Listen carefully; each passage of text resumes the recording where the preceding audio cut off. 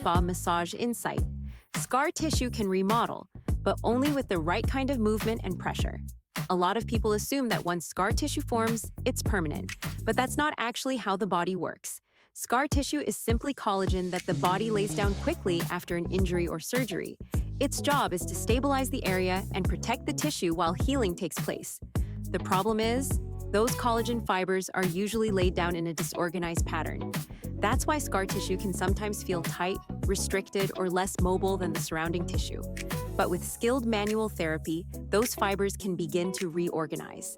Adhesions can soften, mobility can gradually improve, and the surrounding tissue can begin to move more normally again. This process is called tissue remodeling, and it requires progressive input. Movement helps guide the tissue, targeted pressure helps break up restrictions, and improved circulation helps support the healing process.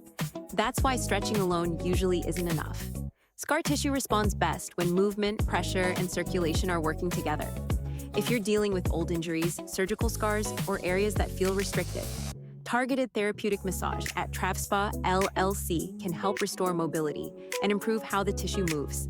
Visit TravSpa.com to learn more and book your session today.